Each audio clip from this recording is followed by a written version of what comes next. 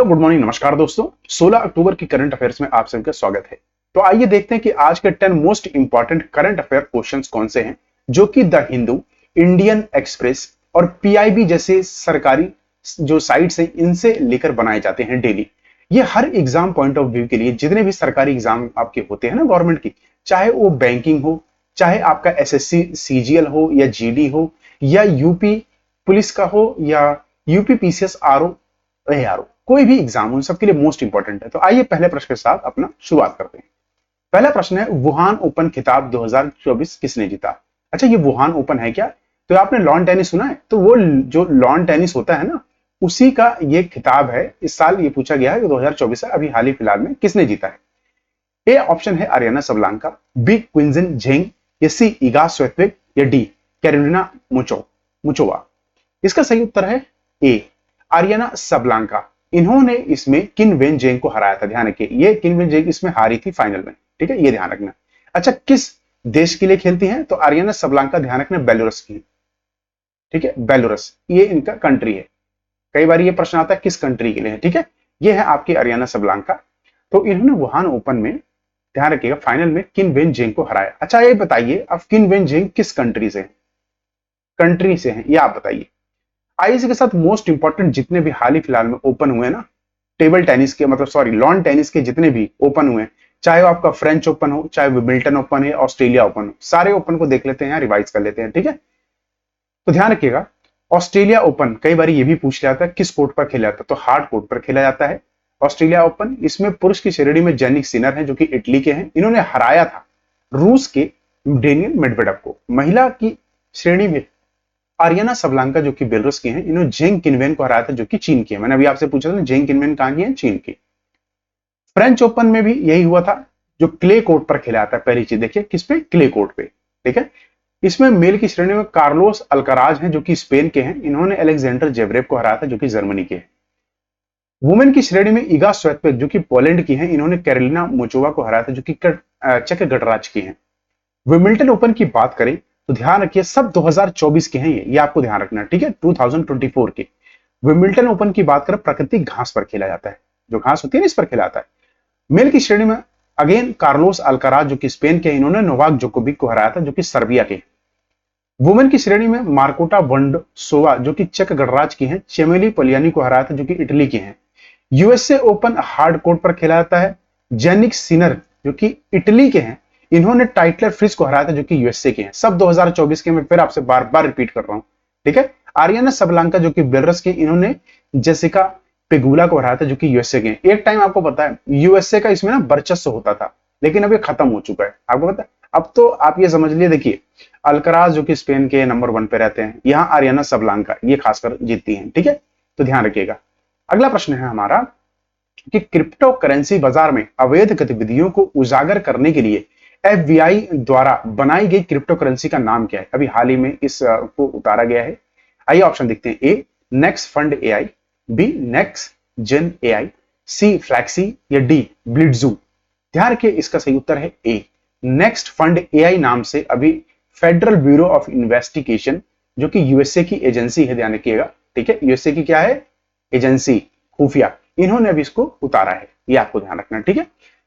इसी के साथ मोस्ट इंपॉर्टेंट इसके जो पॉइंट है कि यह विनिमय का एक माध्यम है जिसे ब्लॉकचेन, कि भैया ये होता क्या है, मतलब क्रिप्टो करेंसी होती क्या है। तो ध्यान रखिए, ये विनिमय का एक माध्यम है जिसे ब्लॉकचेन पर इलेक्ट्रॉनिक के रूप से बनाया गया और संग्रहित किया जाता है। धन के हस्तांतरण को सत्यापित करने के लिए क्रिप्टोग्राफिक तकनीक का उपयोग करके और मौद्रिक इकाइयों के निर्माण के नियंत्रण करने के लिए एक एल्गोरिथम से बनाया जाता है, ये ध्यान रखिएगा, ठीक है। ये आपको मैंने बता दिया क्रिप्टो करेंसी क्या होती है। पहली विकेंद्रित क्रिप्टो करेंसी कौन सी थी? बिटकॉइन। अच्छा देखिए, ये चीज ध्यान रखिएगा, ये विकेंद्रित होती है, मतलब देखिए जब कोई आरबीआई जैसी संस्था है ही नहीं, इसको जब कोई बैंक इशू ही नहीं कर रहा है, बैंक इशू नहीं करता है, ये ध्यान रखिएगा, नहीं करता, ठीक है। यह देखिए, तो जब इसको इशू नहीं कर रहा है तो उसे कंट्रोल भी नहीं कर पाएगा, ये आपको ध्यान होना चाहिए। अच्छा, ब्लॉकचेन प्रौद्योगिकी लेन देन एनक्रिप्टेड ब्लॉक में दर्ज किए जाते हैं। एनक्रिप्टेड ब्लॉक होते हैं, मतलब एनक्रिप्टेड क्या होते हैं? एनक्रिप्टेड कंप्यूटर का एक सिस्टम होता है कि जिसके पास पासवर्ड है ना, वही लोग इसको खोल सकते हैं, ये आपको ध्यान रखना है, ठीक है। पहली क्रिप्टो करेंसी कौन सी थी? बिटकॉइन। ये ध्यान रखिएगा। जैसे मैं तो जिसके पास पासवर्ड होता है वही इसको खोल सकते हैं, आपको बता दिया। साथ में ना जंजीर, जिसमें लेजर, जंजीर के ना लेजर बोलते हैं इसे, ठीक है, लेजर, ये लेजर पे आधारित होता है, ये आपको ध्यान रखना। पूरे नेटवर्क में वितरित किया जाता है। यह सर्वसंपत्ति एल्गोरिथम द्वारा मान्य सभी लेन देन का एक अपरिवर्तनीय पारदर्शी खाता बना देता है, ये ध्यान रखिए। अल साल्वाडोर पहला देश है जिसने बिटकॉइन को कानूनी विनिर्मित रूप में अपनाया है। 2022-23 की बजट में ना क्रिप्टो करेंसी और अपूरणीय टोकन एनएफटी के इनके हस्तांतरण के लिए सरकार ने ना 30% इस पे कर लगा दिया था, ध्यान रखिएगा, ठीक है, 30%, ये आपको ध्यान होना चाहिए। आइए अगला प्रश्न देखते हैं। अगला प्रश्न है, हाल ही में कौशल मंत्रालय ने स्किल इंडिया मिशन के लिए एआई सहायता लॉन्च करने के लिए किस कंपनी के साथ भागीदारी की? ए Amazon, B Meta, C Google या डी माइक्रोसॉफ्ट? ध्यान रखिए, इसका सही उत्तर है बी मेटा, जिसको पहले फेसबुक से नाम जानते थे ना, फेसबुक, ठीक है।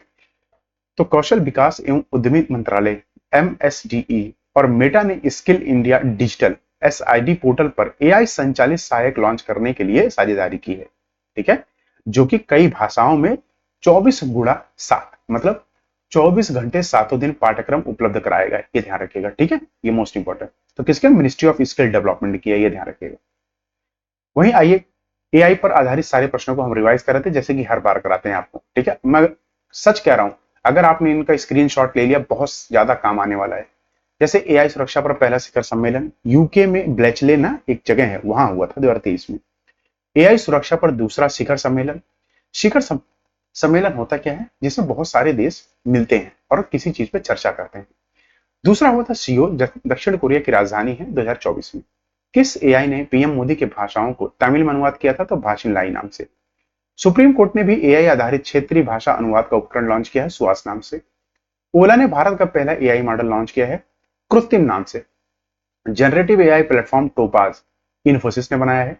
ओपन एआई चैट जीपीटी द्वारा बनाया गया था। जीपीटी की फुल फॉर्म कई बार पूछ ली जाती है, तो generative pre train transformer. Russia का एआई का नाम है गीगा चैट। किसने एआई ओडेसी प्रोग्राम लॉन्च किया है? तो माइक्रोसॉफ्ट ने। शिक्षा में बहुभाषावाद को बढ़ावा देने के लिए किस नाम से एआई आधारित ऐप लॉन्च हुई है? अनुवादिनी, ये आपको ध्यान होना चाहिए। भारत की पहली एआई सिटी कौन सी है? लखनऊ। कहां पे है? उत्तर प्रदेश, ये ध्यान रखिएगा। देश का पहला एआई और रोबोटिक्स पार्क, आर्ट पार्क, कहां लॉन्च है? बेंगलुरु, कर्नाटका की राजधानी, ठीक है, ये ध्यान रखिएगा। रिलायंस हनुमान नाम से एआई चैटबॉट लॉन्च करेगी। भारत का पहला, अगर कोई पूछे एआई स्कूल कौन सा है, तो तिरुवनंतपुरम में है, शांतिगिरी विद्या भवन। भारत में विश्व के पहले एआई संचालित एंटी ड्रोन सिस्टम को लॉन्च किसने किया? इंद्रजाल नाम, इस नाम से किया गया। एआई गॉडफादर कहते हैं जेफरी हिंटन को। किस यूटी ने भारत का पहला टेलीमानस चैटबॉट लॉन्च किया है? तो जम्मू एंड कश्मीर। अभी हाल ही में 370 यहां से हटाया गया था, अभी उसको क्या हुआ? पूर्ण राज्य का दर्जा मिलने वाला है, ये ध्यान रखिएगा। दुनिया का पहला एआई सॉफ्टवेयर इंजीनियर कौन है? डेबिन है। किसने बनाया था? कॉग्निशन कंपनी ने, ये आपको ध्यान रखना, ठीक है। आइए अगला प्रश्न देखते हैं। विश्व खाद्य दिवस कब मनाया जाता है? ए 19 अक्टूबर, बी 12 अक्टूबर, सी 16 अक्टूबर या डी 17 अक्टूबर? तो ध्यान रखिए, प्रतिवर्ष 16 अक्टूबर को विश्व खाद्य दिवस मनाया जाता है, ठीक है। इस साल की थीम क्या थी? इस साल की थीम थी बेहतर जीवन और बेहतर भविष्य के लिए खाद्य पदार्थों का अधिकार, ठीक है, ध्यान रखिएगा। अच्छा, आपको एक जानकारी मैं यहां देना चाहता हूं कि दुनिया भर में ना लगभग 733 मिलियन लोग भूख का सामना करते हैं, ये ध्यान रखिएगा। वहीं 2.8 बिलियन से अधिक लोग स्वस्थ आहार नहीं ले सकते। और इंडिया में ग्लोबल हंगर इंडेक्स की रैंक क्या है? 105, ठीक है, ग्लोबल हंगर इंडेक्स, इंडिया की रैंक क्या है? ठीक है, इंडिया की रैंक है 105, ये आपको ध्यान रखना है, ठीक है, ये ध्यान रखना। वहीं आइए मोस्ट इंपॉर्टेंट अक्टूबर के डेज रिवाइज कर लेते हैं। जैसे 1 अक्टूबर को वर्ल्ड वेजिटेरियन डे होता है, 2 अक्टूबर को गांधी जयंती, साथ साथ में international day for non violence, 3 अक्टूबर को जर्मन यूनिटी डे, 5 अक्टूबर को वर्ल्ड टीचर्स डे, 6 अक्टूबर को वर्ल्ड सेरिब्रल प्लासी डे, 7 अक्टूबर को वर्ल्ड हैबिटेट डे, 8 अक्टूबर को भारतीय वायुसेना दिवस, 10 अक्टूबर को वर्ल्ड मेंटल हेल्थ डे, 11 अक्टूबर को इंटरनेशनल गर्ल चाइल्ड डे, 12 अक्टूबर को वर्ल्ड अर्थराइटिस डे, 13 अक्टूबर को ब्रेस्ट कैंसर अवेयरनेस डे, 15 अक्टूबर को world student day to honour life and contribution of doctor APJ Abdul Kalam. Next question है कि हाल ही में एस गोल जॉनसन और रॉबिन्सन, ये तीन लोग हैं। एस मोगलू, जॉनसन और रॉबिन्सन को किस विभाग में प्रतिष्ठित नोबेल पुरस्कार से सम्मानित किया गया है? वही 2024 में, अभी आपको पता है हाल ही में सूची जारी हुई है, प्रत्येक विभागों में दिया गया है। तो आइए देखते हैं इनको किस विभाग में मिला है। तो ध्यान रखें, नाम नाम याद रखें, बहुत जरूरी है। नाम है एस मोगलू, ठीक है, रॉबिन्सन और Johnson. A medicine, B chemistry, C physics या डी इकोनॉमिक्स। तो ध्यान रखिए इनको इकोनॉमिक्स में मिला, अर्थशास्त्र में तीन लोगों को। किस लिए मिला है? तो अर्थशास्त्र, इन्होंने देश की समृद्धि के लिए सामाजिक संस्थानों के महत्व के बारे में बताया है। किस लिए? देखिए भाई, सामाजिक जो संस्थान है ये कितना महत्व करते हैं किसी देश के डेवलपमेंट में, किसी देश के डेवलपमेंट में, ये आपको ध्यान रखना है। साथ में इन्होंने बताया कि कानून के खराब शासन और समाज और जनसंख्या का शोषण करने वाले संस्था बेहतर के लिए विकास या परिवर्तन उत्पन्न नहीं कर सकते हैं। जहां पे लोगों का शोषण होता है और कानून व्यवस्था अच्छी नहीं है, वहां कभी विकास नहीं हो सकता है, ये आपको ध्यान रखना है। आइए इसी के साथ 2024 के जितने भी अभी नोबेल पुरस्कार मिले हैं उन सबको देख लेते हैं, ठीक है। तो नॉर्वेनियन नोबेल समिति ने जापानी संगठन निहोन हिदांको को 2024 का नोबेल शांति पुरस्कार दिया है, ये ध्यान रखिएगा। कौन देता है? नॉर्वेनियन नोबेल समिति देती है शांति पुरस्कार 2000, निहोन हिदांको को दिया है। साहित्य का नोबेल पुरस्कार 2024 का दक्षिण कोरिया की लेखक है हान कांग, इनको दिया गया है। किस लिए? इनके गहन कार्य के लिए, ये ध्यान रखिएगा। रसायन विज्ञान में 2024 का नोबेल पुरस्कार डेविड बेकर को दिया गया है, ठीक है। रसायन का किसको दिया है? केमिस्ट्री का डेविड बेकर को, कंप्यूटेशनल प्रोटीन के लिए, ये ध्यान रखिएगा। और डेमिस हसाबिस और जॉन एम जम्पर को उनके अभूतपूर्व एआई आधारित प्रोटीन संचारण भविष्यवाणी के लिए सम्मानित किया गया है, ध्यान रखिए, ठीक है। विक्टर एम्ब्रियोस और गैरी रुकवन को चिकित्सा में प्रतिष्ठित नोबेल पुरस्कार 2024 दिया गया है। भौतिकी में नोबेल पुरस्कार 2024 जॉन हाफील्ड और जेफरी हिंटन को, इन्हीं को एआई गॉडफादर भी कहते हैं, ठीक है, एआई गॉडफादर भी कहते हैं, ये ध्यान रखिएगा, को मशीन लर्निंग पर काम करने के लिए सम्मानित किया गया है। वही पहला नोबेल पुरस्कार अगर पूछा जाएगा तो 1901 में दिया गया, तब इसे प्रतिवर्ष royal Swedish academy of sciences द्वारा, तब से, ये ध्यान रखिए, तब से प्रतिवर्ष रॉयल स्वीडिश एकेडमी द्वारा ये चारों पुरस्कार दिए जाते हैं। लेकिन नॉर्वेरियन नोबेल समिति ये देती है हमेशा नोबेल शांति पुरस्कार, ये आपको ध्यान रखना है, इस चीज को आपको ध्यान रखना है, ठीक है। वहीं ये ध्यान रखिए कि नोबेल पुरस्कार स्थापित कब किया गया था, अगर ये पूछा तो 1901 में ही, ठीक है। तो यहाँ के एक व्यवसायी थे अल्फ्रेड नोबेल, इनकी मृत्यु के बाद से इसको किन किन विषयों में दिखाया जाता है? भौतिकी, रसायन विज्ञान, शरीर विज्ञान, चिकित्सा, साहित्य और शांति, ठीक है, 5 फील्ड में दिया जाता है। अच्छा, पुरस्कार की राशि कितनी होती है? तो ध्यान रखिएगा $10,35,000, ठीक है। आइए देखते हैं अगला प्रश्न। अगला प्रश्न है, भारतीय तटरक्षक बल के नए महानिदेशक के रूप में किसे नियुक्त किया गया है? ए राकेश पाल, बी एस प्रमेश या सी आरती सरी या डी भृगु श्रीनिवासन। तो ध्यान रखिए इसका सही उत्तर है बी एस परमेश, ठीक है। किसकी जगह ले रहे हैं? इनकी जगह, ठीक है, इनकी जगह लेंगे, ठीक है, ये ध्यान रखिएगा, ये आपको ध्यान होना चाहिए, एस परमेश। इसी के साथ आरती सरीन की बात करें तो पहली महिला डीजीपी बनी है, किसकी? मेडिकल में, मेडिकल की, आपके सीआईएसएफ की, ये आपको ध्यान रखना, ठीक है। आइए इसी के साथ मोस्ट इंपॉर्टेंट जितनी भी डीजी की लिस्ट है वो देख लेते हैं। जैसे गरीब पाल सिंह को एनसीसी का डीजी बनाया गया है, एस परमेश को ठीक है, इंडियन कोस्ट गार्ड का डीजी, पीयूष आनंद को एनडीआरएफ का डीजी, मोहन यादव को आरपीएफ, मनोज यादव को आरपीएफ का डीजी, राकेश निर्वाचन को होम गार्ड का डीजी, असम राइफल्स का विकास लखेरा को डीजी बनाया गया है, दलजीत सिंह चौधरी को एसएसबी का डीजी, अनीश दयाल सिंह को सीआरपीएफ का डीजी, नीना सिंह को सीआईएसएफ का डीजी, भृगु श्रीनिवासन को एनएसजी का, नेशनल सिक्योरिटी गार्ड का डीजी। उसी के साथ एसपीजी का डीजी आलोक शर्मा को बनाया गया है, राहुल रसकोत्रा को आईटीबीपी का डीजी, अशोक कुमार सिंह को ईएसआईसी का डीजी, ये ध्यान रखिएगा। मोस्ट इंपॉर्टेंट डीजीज हैं डायरेक्टर जनरल, ठीक है, डायरेक्टर जनरल्स हैं, ये ध्यान रखिएगा, ये सारी उनकी लिस्ट है, इसको आप स्क्रीनशॉट लीजिए। अगला प्रश्न देखते हैं। अगला प्रश्न है, International Astronomical Federation IAF World Space Award 2024 से किसे सम्मानित किया गया है? A Ashwini Vaishnaw, B S Somnath, C Elon Musk या डी भृगु श्रीनिवासन। ध्यान रखिए इसका सही उत्तर है बी एस सोमनाथ को दिया गया है। क्यों दिया गया है? आपको पता है चंद्रयान 3, ठीक है, चंद्रयान जो 3 था इसकी सफलता के लिए, सक्सेस के लिए, ठीक है, इसकी सक्सेस के लिए ये पुरस्कार इनको दिया गया है। ये हैं एस सोमनाथ, ध्यान रखिएगा, ये डायरेक्टर थे, अभी भी हैं किसके, इसरो के, ठीक है, इसरो के डायरेक्टर, ये भी आपको ध्यान रखना है, ठीक है, ये ध्यान रखिएगा। तो एक पॉइंट ये हो गया आपका, एक पॉइंट ये हो गया, ठीक है। इसके साथ मोस्ट इंपॉर्टेंट आइए देख लेते हैं चंद्रयान से जुड़े सभी मोस्ट इंपॉर्टेंट प्रश्न। कब लॉन्च हुआ था, तो लॉन्च हुआ था भैया 14 जुलाई 2023 को। कहां से, सतीश धवन अंतरिक्ष केंद्र, कहां पर है, आंध्र प्रदेश। किस रॉकेट से हुआ था, LVM-34, इतना याद रखना, बाहुबली भी कहते हैं, फैट बॉय भी, ठीक है, LVM-3M4। लैंडर का नाम था विक्रम, रोवर का नाम था प्रज्ञान। देखो LV और RP ध्यान रखिए, ठीक है। परियोजना निदेशक कौन थे, ये प्रश्न आ चुका है, तो P वीर मुथु वेल। C3 को चंद्रमा पर जिस स्थान पर उतारा गया उसे नाम दिया गया शिव शक्ति। और 23 अगस्त राष्ट्रीय अंतरिक्ष दिवस हम मनाते हैं, ये ध्यान रखिएगा, इसी दिन ये लैंड हुआ था, ठीक है, 23 अगस्त 2023, ये भी याद रखिएगा, 2023 को लैंड हुआ था, ठीक है, लैंड ऑन मून, ठीक है, सदर्न पार्ट, साउथ पोल, ये आपको ध्यान रखना है, ठीक है। इसरो 15 अगस्त 1969 को स्थापित हुआ था, बेंगलुरु कर्नाटक में इसका मुख्यालय है, अध्यक्ष है एस सोमनाथ।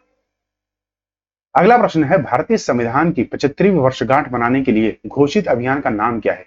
अभी हाल ही में इसको अभी घोषित किया गया है, क्योंकि हम 75वीं वर्षगांठ मनाने जा रहे हैं किसकी, 26 नवंबर 1949, जब हमारा संविधान बना था, ध्यान रखिए, क्या था, बना था, ठीक है, बना था। और लागू कब हुआ था, ठीक है, लागू कब था, लागू हुआ था, ठीक है, हमारा 26 जनवरी 1950, ये आपको ध्यान रखना है, ठीक है। A constitution awareness drive, B constitution glorification campaign, C democratic ideas programme, या डी उपरोक्त में से कोई नहीं। तो ध्यान रखिए, इसका सही उत्तर है बी, संविधान महिमा मंडन अभियान, ठीक है, महिमा मंडन अभियान, कॉन्स्टिट्यूशन ग्लोरिफिकेशन कैंपेन, ये आपको ध्यान रखना है। इसी के साथ मोस्ट इंपॉर्टेंट आइए संविधान से जुड़े सभी प्रश्नों को देखें। तो केंद्रीय मंत्री किरण रिजिजू, हमारे केंद्रीय कानून मंत्री कौन है, ठीक है, कानून मंत्री कौन है, किरण रिजिजू ने 26 नवंबर को भारतीय संविधान की 75वीं वर्षगांठ के लिए संविधान महिमंडल अभियान की घोषणा की है। यह अभियान देश के हर गांव में चलाया जाएगा, ठीक है, हर गांव। देखिए, किसी भी देश की अगर आपको तरक्की देखनी है, वहां की बारे में जानना है, तो गांव चले जाइए, गांव से ही विकास होता है, ध्यान रखिएगा, ठीक है। इसका लक्ष्य संविधान, इसके महत्व और विधानसभा की बहस, जो विधानसभा में बहस होती है ना, उसके बारे में लोगों को जागरूकता बढ़ाना है कि कैसे इनके जीवन पे यह असर डालता है। इस पहल का उद्देश्य यह उजागर करना है कि सरकार ने संविधान को कैसे मजबूत किया है समय दर समय। अभियान का प्रबंधक केंद्रीय सांस्कृतिक मंत्रालय द्वारा किया जाएगा, ध्यान रखिए, सांस्कृतिक मंत्रालय के अंतर्गत आ रहा है, ये कानून मंत्रालय के अंतर्गत नहीं आ रहा है, ये आपको ध्यान रखना है, ठीक है।